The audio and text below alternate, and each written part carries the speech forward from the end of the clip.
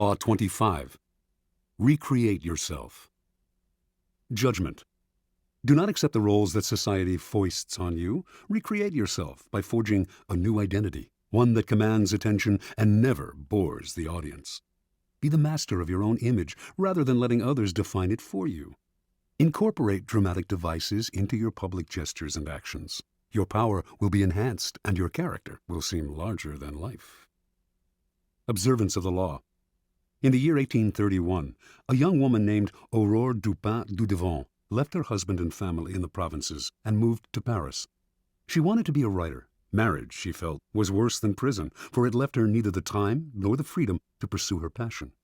In Paris, she would establish her independence and make her living by writing.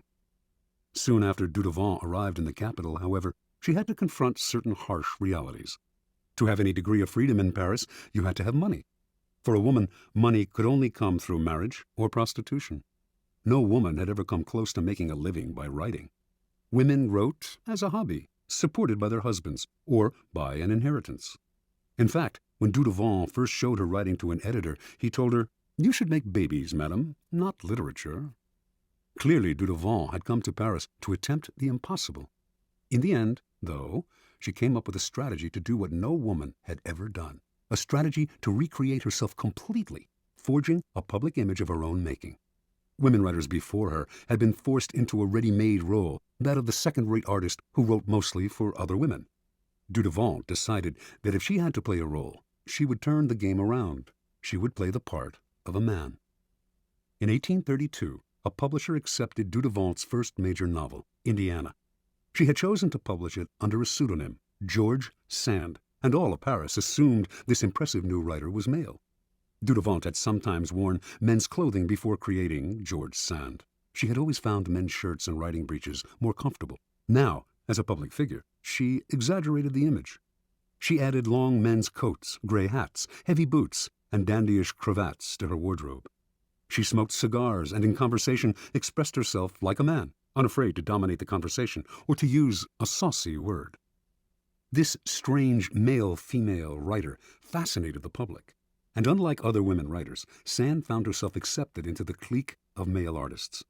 She drank and smoked with them, even carried on affairs with the most famous artists of Europe, Musset, Liszt, Chopin. It was she who did the wooing, and also the abandoning. She moved on at her discretion.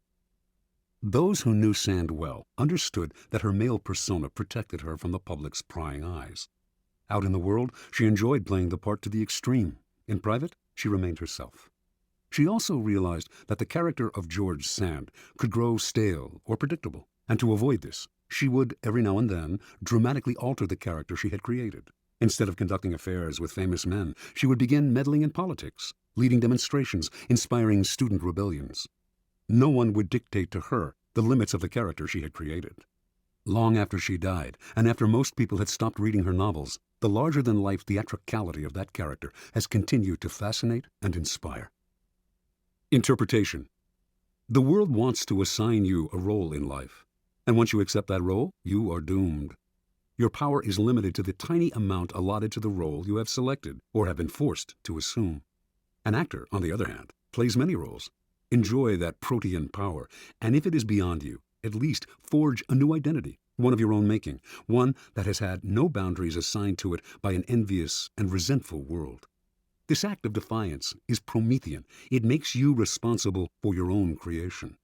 Your new identity will protect you from the world precisely because it is not you. It is a costume you put on and take off. You need not take it personally, and your new identity sets you apart, gives you theatrical presence. Those in the back rows can see you and hear you. Those in the front rows marvel at your audacity. Keys to power. The character you seem to have been born with is not necessarily who you are. Beyond the characteristics you have inherited, your parents, your friends, and your peers have helped to shape your personality. The Promethean task of the powerful is to take control of the process, to stop allowing others that ability to limit and mold them. Remake yourself into a character of power. Working on yourself like clay should be one of your greatest and most pleasurable life tasks. It makes you, in essence, an artist creating yourself. The first step in the process of self-creation is self-consciousness, being aware of yourself as an actor and taking control of your appearance and emotions. The bad actor is the one who is always sincere. People who wear their hearts on their sleeves out in society are tiresome and embarrassing. Their sincerity notwithstanding, it is hard to take them seriously. Good actors control themselves better. They can play sincere and heartfelt, can affect a tear and a compassionate look at will, but they don't have to feel it. They externalize emotion in a form that others can understand. Method acting is fatal in the real world.